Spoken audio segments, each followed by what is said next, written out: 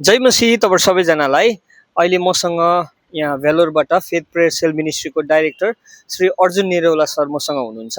अनि उहाँ यहाँ बसेर जतिजना पनि ट्रिटमेन्ट गर्ने पेसेन्टहरू आइराख्नु भएको छ उहाँहरूलाई हेल्प गर्ने काम गरिराख्नु भएको छ। अनि उहाँसँग के हामी बातचित गर्नेछौँ। सर तपाईँलाई स्वागत छ। जय मसीह। जय मसीह। सर जब यहाँ पेसेन्टहरू ट्रिटमेन्ट गर्नुको लागि आउँछ नि उनीहरूलाई एउटा एकदमै साह्रो पर्दै गरेको कुरा चाहिँ कहाँ बस्नु, कति पैसा, कतिजनाले ठगी पनि राखेको हुन्छ है। सो यो सबैबाट एउटा राम्रो सुइटेबल जग्गामा बस्नुको लागि चाहिँ के गर्नु सकिन्छ अलिकति भनिदिनुहोस् न। अब जति पनि हाम्रो पेसेन्टहरू आउँछन् हिल एरियाबाट या जहाँबाट पनि यहाँको बारेमा कति मान्छेहरू अननोन छन्। त्यसले गर्दा मेन चाहिँ यहाँ बस्नुको लागि एकोमोडेसनको लागि उनीहरूलाई प्रब्लम हुन्छ। यहाँबाट हामी या मान्छेहरू जो पनि पेसेन्ट हुनुहुन्छ तोतापाले बजारमै गयो भने त्यहाँले कस्टली पर्छ, तर एकदम भिड हो, त्यहाँ क्राउड छ, जसले गर्दा हामीले राम्रोसँग बस्नु प्रब्लम हुन्छ। यो जग्गामा चाहिँ हामी 3.5 नगर भन्छ, यो जग्गामा चाहिँ अलिक खुल्ला छ, अलिक रेटहरू पनि कम्ती छ यहाँ। त्यसले गर्दा चाहिँ यो जग्गामा बस्नेहरूलाई चाहिँ धेरै नै सुविधा छ यसमा। त्यसले गर्दा यो जग्गामा चाहिँ अब हामीले पनि रुमहरू तयार गरेका छौँ उहाँहरूलाई, पेसेन्टहरूलाई बस्नुको लागि। सर कतिवटा जस्तो रुमहरू छ अनि त्यो रुममा बस्नुको लागि तपाईँसँग कन्ट्याक्ट गर्दा हुन्छ? अनि अर्को चाहिँ कति जस्तो बजेटभित्र पाउँछ होला त्यो पनि अलिकति भनिदिनु भयो भने एकदम राम्रो हुने थियो।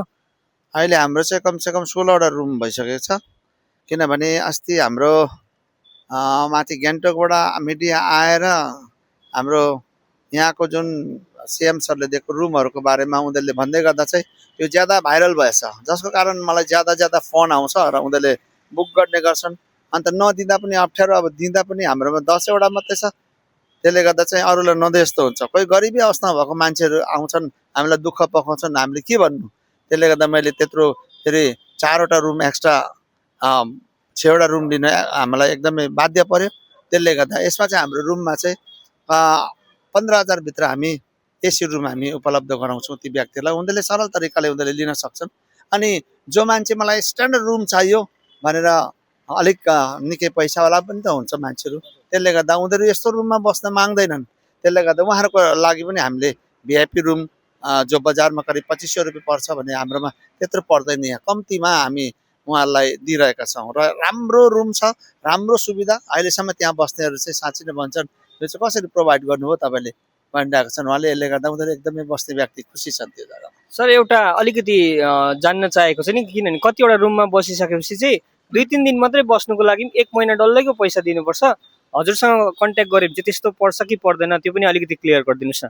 हामी चाहिँ सिक्किम सरकारले दिएको रुमहरूले गर्दाखेरि हामीले त्यसो गर्न सक्दैनौँ, गर्नु पनि हुँदैन। हामी सोसल वर्क गर्ने व्यक्तिहरू हौँ।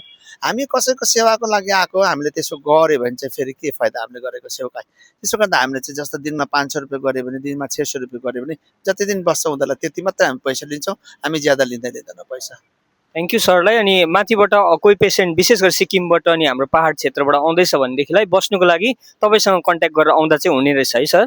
हजुर, कमसेकम 4 या 5 दिन पहिला नै हामीलाई भन्नुपर्छ हाम्रो कुन क्वार्टर खाली हुँदैछ, कुन जग्गामा हामीले राख्नु पर्यो, कस्तो खालको पेसेन्ट हो उहाँहरूलाई। यदि उनीहरू अब बिल्कुलै उनीहरू एकदमै गरिबी अवस्थाको छ र सक्दैनन् भने त्यसमा हामीले धेरै उनीहरूलाई छुट पनि दिन्छौँ। हामीलाई पुरा 500 रुपियाँ नै दिनु पर्दैन। हजुर हुन्छ, थ्याङ्क यू सरलाई।